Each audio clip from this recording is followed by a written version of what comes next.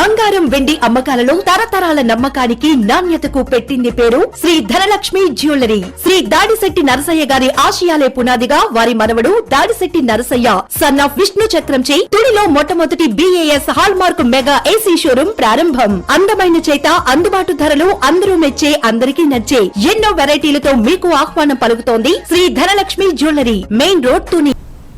నమస్తే, welcome to my media news. నేను కళ్యాణి.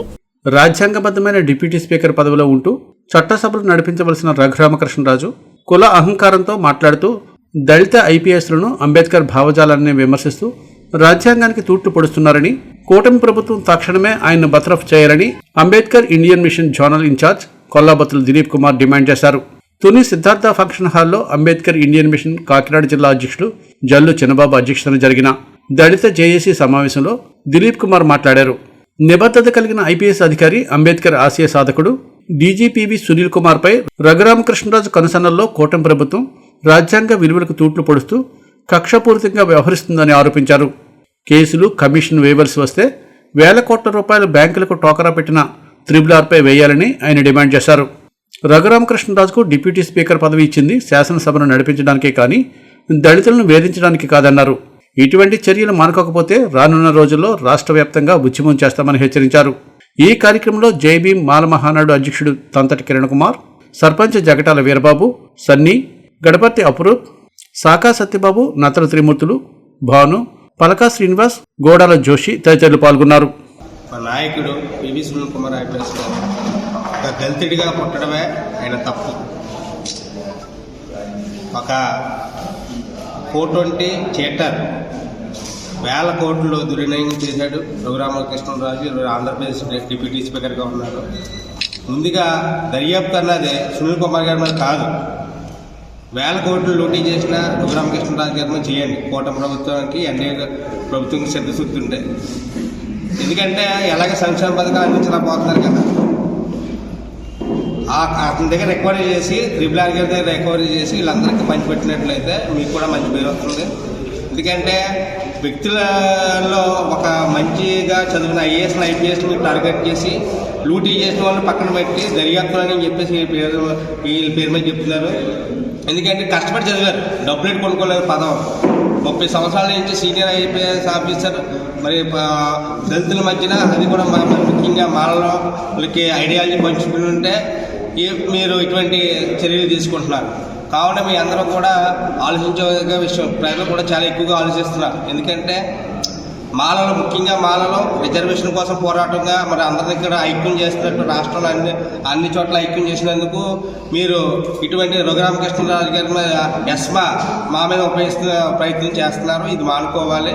ఖచ్చితంగా మీకు రానున్న రోజుల్లో బుద్ధి చెప్తాం. మీరు మర్యాదగా మరి ప్రవర్తించండి రఘురామకృష్ణ గారు. ఎందుకంటే మీరే దొంగలు, ఇంకొకరు దొంగని మీరు ఎలా అంటారు? దయచేసి మీరు మారాలి, మీ తీరు మారాలి.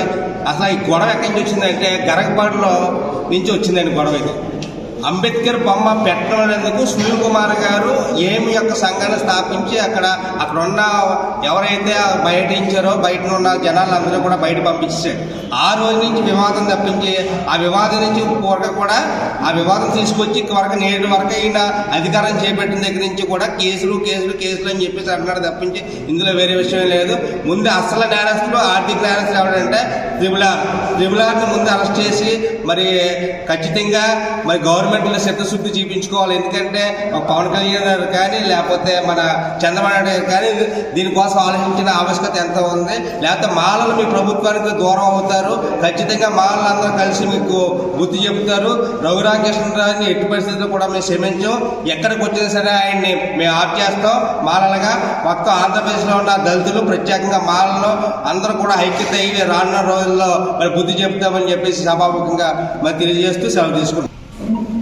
మరి దళిత అధికారి, అంబేద్కర్ ఇండియన్ మిషన్ వ్యవస్థాపకులు, మరి మాజీ CID చీఫ్గా వ్యవహరించిన పివి సునీల్ కుమార్ పైన ఒక రాజ్యాంగబద్ధమైనటువంటి పదవిలో రాష్ట్ర శాసనసభ డిప్యూటీ స్పీకర్గా ఉంటూ మరి అధికారం, ధనం, కులం అనేటువంటి అహంకారంతో రఘురామకృష్ణరాజు గారు మరి అనుచిత వ్యాఖ్యలు చేయడం, దళిత అధికారి అంటే మరి చులకన అనేది దళిత సంఘాల జేఏసీ గురించి ఖండిస్తున్నాం. 30 సంవత్సరాల ప్రభుత్వ సర్వీసులో ఈ రాష్ట్రంలో అత్యున్నతమైనటువంటి పోలీస్ మెడల్ 2017లో గత ప్రభుత్వంలో మరి అనుకున్నటువంటి ఒక నిజాయితీ కలిగినటువంటి ఒక దళిత అధికారి పైన ఇటువంటి తప్పుడు వ్యాఖ్యలు చేయడం, అనుచిత వ్యాఖ్యలు చేయడం, వ్యక్తిగత విషయాలను టార్గెట్ చేస్తూ దూషించడం అనేది మరి రఘురామకృష్ణ గారికి తగదని మరి పెద్దలు చెప్తారు ఒక ప్రోవర్బ్ అనేది, మరి ఉలివిందు పోసదాని కింద ఉన్నటువంటి మచ్చని తెలుసుకోకుండా మరి ఎదుటివారిపైన మరి తప్పులు చూపించడం అనేది ఈరోజు రఘురామకృష్ణరాజు చేస్తున్నటువంటి చర్యలు చాలా స్పష్టంగా కనపడుతున్నాయి. 947 కోట్లు ప్రజాధనాన్ని దుర్వినియోగం చేసి బ్యాంకులను మోసం చేసి అదేవిధంగా ప్రజా సమస్యలు ఏదైతే ఉన్నాయో అవి గాలి వదిలేసి ఈరోజు ఆర్థికపరమైనటువంటి కేసులు ఉన్నటువంటి రఘురామకృష్ణరాజు గారు 30 సంవత్సరాలు ఈ రాష్ట్ర పోలీస్ విభాగంలో అత్యున్నతమైనటువంటి సంస్కరణలు తీసుకొచ్చినటువంటి ఒక నిజాయితీ కలిగినటువంటి ఒక దళిత అధికారి పైన ఇటువంటి అగౌరవమైనటువంటి అసత్యమైనటువంటి ప్రసారం చేయడం అనేది కేవలం దళిత అధికారులు అంటే అతనికి చులకననేది విషయం ఈ యొక్క మీడియా సమక్షంగా ఖండిస్తూ ఉన్నాం.